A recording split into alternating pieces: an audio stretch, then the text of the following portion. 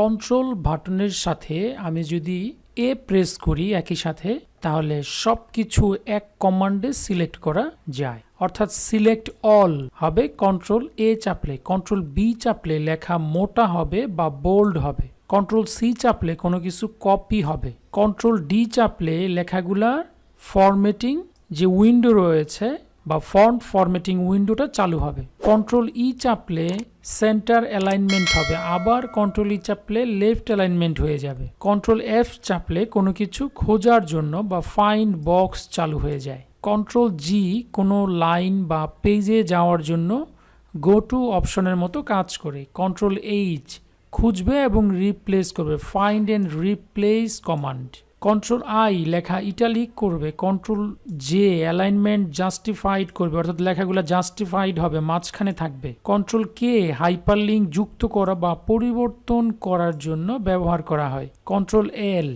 প্যারাগ্রাফটা left alignment করার জন্য control এল ব্যবহার করা হবে, কন্ট্রোল এম ইনডেন্ট করতে ব্যবহার করা হয়, কন্ট্রোল আর এন একসাথে চাপলে নতুন ডকুমেন্ট তৈরি করতে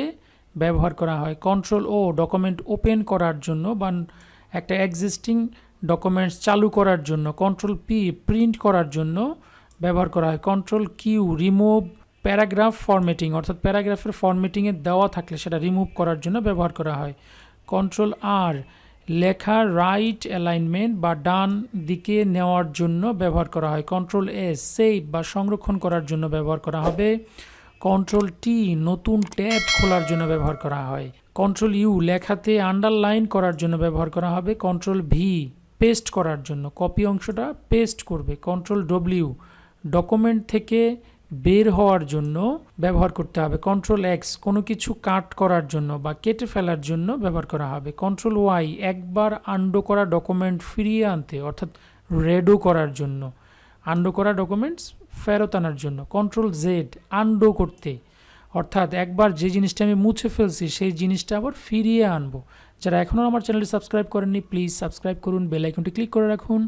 ভিডিওটি ভালো লাগলে অবশ্যই বন্ধুদের সাথে শেয়ার করবেন। ধন্যবাদ সবাইকে।